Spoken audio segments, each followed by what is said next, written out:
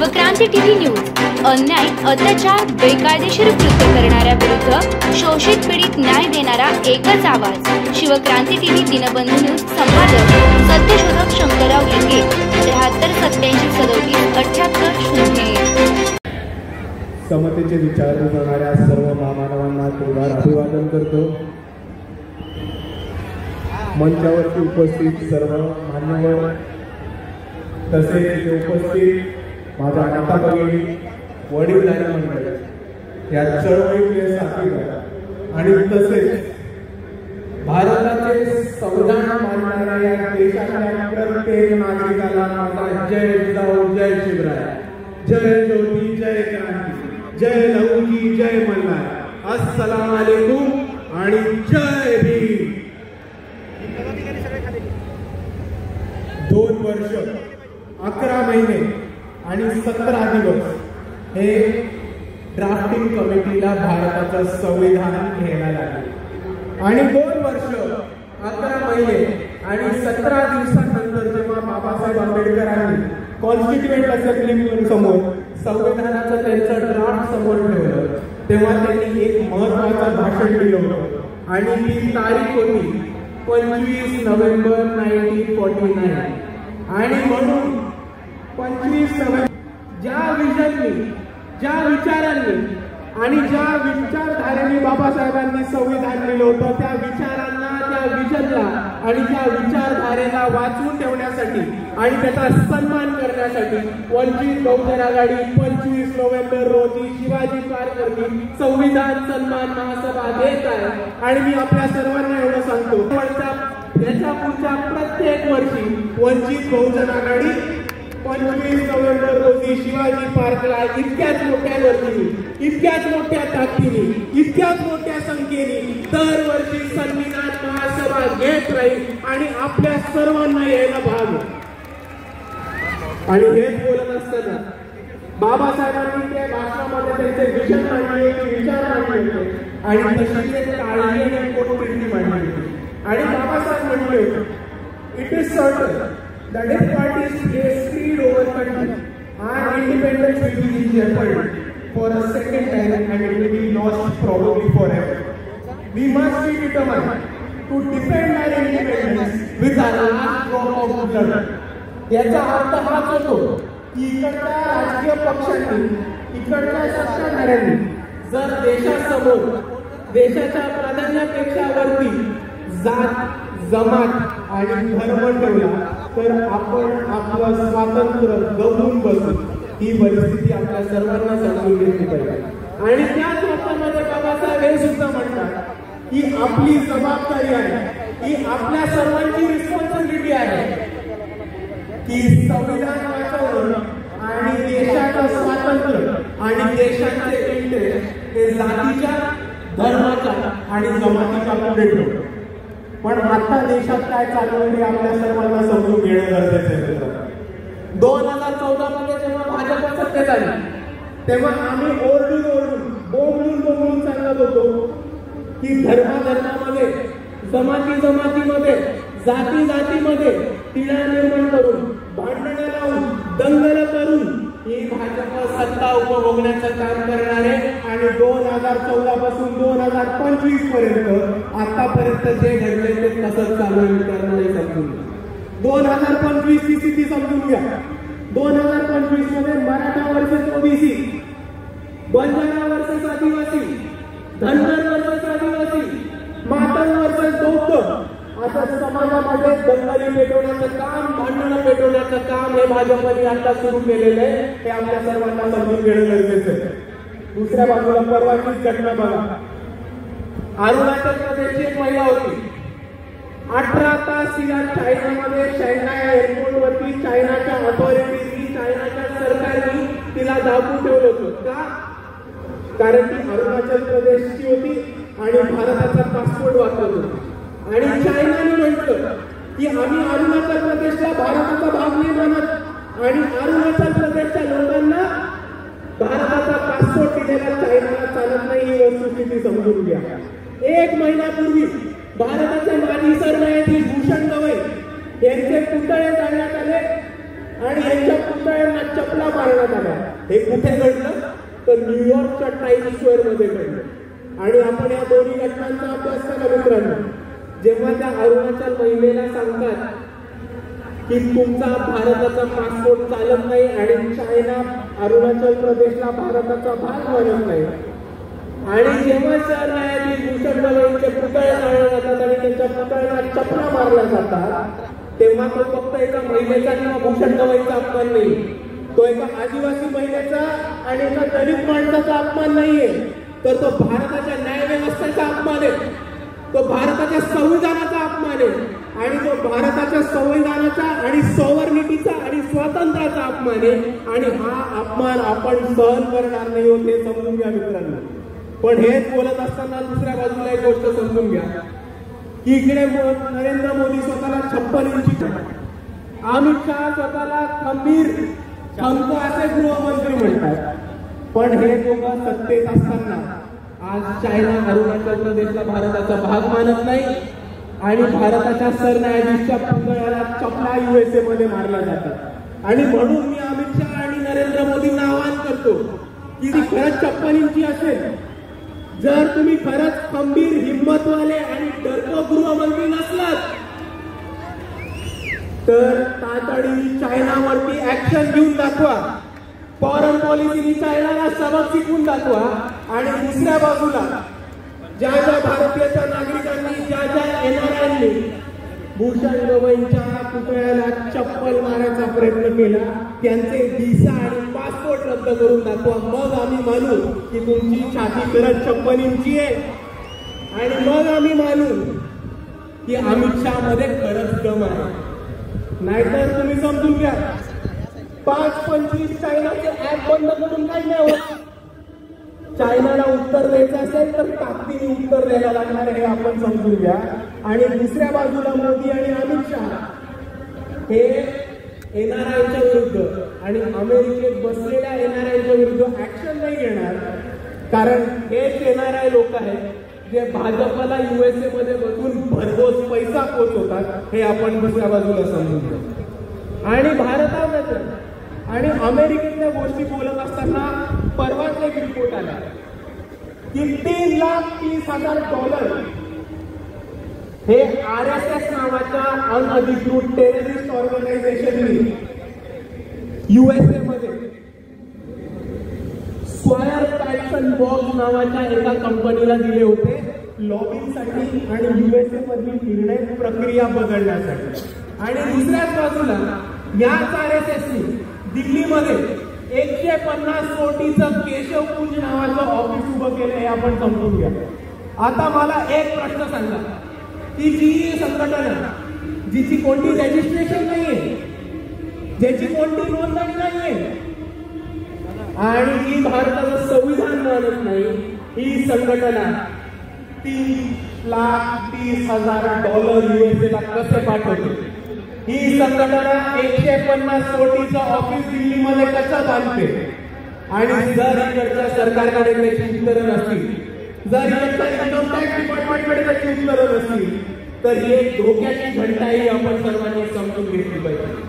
आणि ही धोक्याची घंटा वंचित बहुजन आघाडीने ओळखली होती. म्हणून भारताच्या इतिहासामध्ये RSSच्या कार्यालयावरती पहिला मोर्चा जर कोणी काढला असेल तर तो फक्त आणि फक्त वंचित बहुजन आघाडीने काढला होता. आणि हा मोर्चा काढताना आम्ही RSSला 3 गिफ्ट देणार होतो. पहिला गिफ्ट होतं भारताचा ध्वज, आपला तिरंगा, आणि आमचं हे म्हणणं होतं तुम्ही तिरंगा मानत नाही, आम्ही तुम्हाला तिरंगा गिफ्ट करतो आणि तुम्ही तुमच्या कार्यालयावरती तिरंगा लावणं सुरू करा. दुसरं आमचं गिफ्ट होतं भारताचं संविधान, आणि आमचं हे म्हणणं होतं की तुम्ही भारताचं संविधान मानत नाही, आम्ही आमच्या वतीने तुम्हाला एक संविधानाची प्रत देतो, तुम्ही ते संविधान वाचा, समजा आणि संविधानाच्या हिशोबाने चालत राहा. हा आमचा दुसरा त्यांना गिफ्ट होता. आणि नोंदणी नसलेल्या या संघटनेला आमचं तिसरं गिफ्ट होतं पब्लिक रजिस्ट्रेशन ऍक्ट. हे सांगण्यासाठी की तुमची नोंदणी नाही झाली, हे महाराष्ट्र राज्याचा पब्लिक रजिस्ट्रेशन ऍक्टची कॉपी आहे, ही वाचा, ही समजून घ्या आणि तुम्हाला या पब्लिक रजिस्ट्रेशन ऍक्ट खाली स्वतःला रजिस्टर करू. पण RSSचा एकही माणूस आला आणि RSSच्या कोणत्याही माणसाने हे गिफ्ट स्वीकारलं नाही आणि त्याच्यावरनं आम्हाला हे साफ झालं की RSS नोंदणी करायला नकार देते, RSS तिरंगा लावायला नाही देते आणि RSS संविधान वाचायला आणि संविधान मानायला नकार देते. आणि जे संघटना या देशामध्ये संविधान मानत नाही, स्वतःला रजिस्ट्रेशन करत नाही आणि स्वतःला तिरंगा फडकवण्याची हिंमत करत नाही, त्याला आम्ही दहशतवादी आणि टेररिस्ट ऑर्गनायझेशन म्हणणार. आणि आपला जो मोर्चा झाला होता, आपल्या मोर्चाची धास्ती RSSने घेतली, आपल्या मोर्चाची धास्ती बरोबर RSSने घेतली. नाव घेतलं नाही आपलं, बहुतेक घाबरत असतील, नाव घेतलं नाही आपलं, पण मोहन भागवतांनी बरोबर उत्तर दिलं आपल्याला. आणि ते काय म्हणाले की आमची नोंदणी ही ब्रिटिश, आमची स्थापना ही ब्रिटिश काळामध्ये झाली होती, म्हणून भारत स्वातंत्र्य झाल्यानंतर आम्हाला परत नोंदणी करायची गरज नाही. आणि जर मोहन भागवतांना असं वाटत असेल तर त्यांना मला एकच गोष्ट सांगायची आहे की जर तुमची स्थापना ब्रिटिशांच्या काळी झाली होती आणि भारत स्वतंत्र देश झाल्यानंतर संविधान लागू झाल्यानंतर तुम्हाला स्वतःची नोंदणी करायची नव्हती तर मग या देशात थांबलात कशाला? ब्रिटिशांबरोबरच निघून जायचं होतं ना. पण बसून आमच्या डोक्यावरती का बसलात? आणि म्हणून मी RSSला एकच गोष्ट सांगतो की इस देश में रहना होगा तो संविधान मानना होगा. बोला माझ्याबरोबर, इस देश में रहना होगा तो संविधान मानना होगा. इस देश में रहना होगा संविधान मानना होगा. इस देश में रहना होगा संविधान मानना होगा. आणि दुसऱ्या बाजूला मोहन भागवत म्हणतात की आम्ही एक व्यक्तींची संघटन होतो, आम्ही एक व्यक्तींची संघटन असल्यामुळे आम्हाला रजिस्टर करायची गरज नाहीये, आम्हाला नोंदणी करायची गरज नाहीये.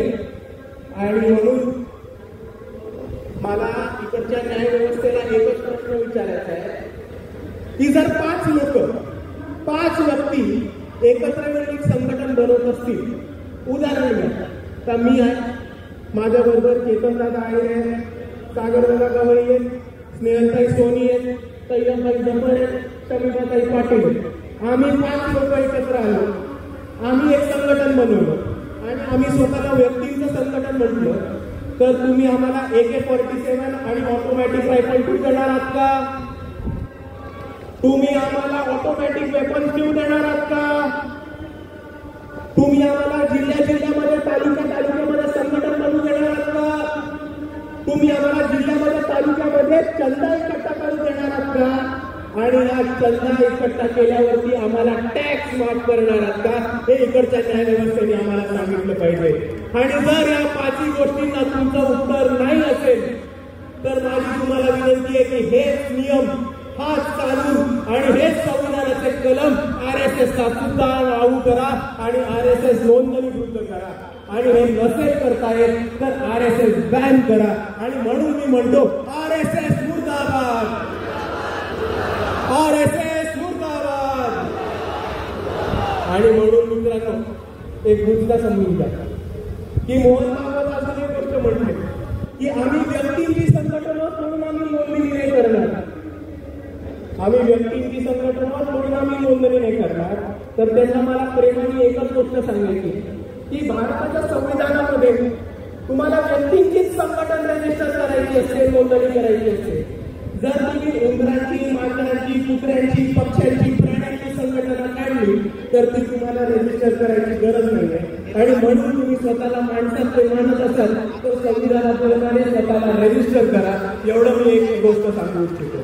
आणि मित्रांनो म्हणून मी दरवेळेस म्हणत राहतो की या भारतामध्ये जर कोणी RSSला थांबवू शकणार असेल, जर कोणी BJPला हरवू शकणार असेल आणि जर कोणी मनुवादाला अंगावर घेऊन त्याला हरवू शकणार असेल तर ते फक्त आणि फक्त या देशातले आंबेडकरवादी आहेत. त्याच्यापेक्षा अजून कोणामध्ये जाऊन नाही. आणि संविधानाचा सन्मान करायला, संविधानाचा गौरव करणारा आणि संविधानाची बाजू घेऊन लढणारा कोणता पक्ष असेल तर तो फक्त एकच पक्ष आहे, तो फक्त एकच नेता आहे, ते म्हणजे बाळासाहेब आंबेडकर आणि वंचित बहुजन आघाडी. आणि कोणताही मुद्दा असो, कोणताही आंदोलन असो, वंचित बहुजन आघाडी लढत राहतं. आमचा एक आमदार खासदार नाही, आमचा एक मंत्री नाही, संत्री नाही, तरी लोकांचे प्रश्न सोडवण्यासाठी आंदोलन करण्यासाठी, मोर्चे काढण्यासाठी आणि या व्यवस्थेला घेराव घालून लोकांना न्याय मिळवून देण्यासाठी कोण लढत असेल तर ते फक्त वंचित बहुजन आघाडी लढते.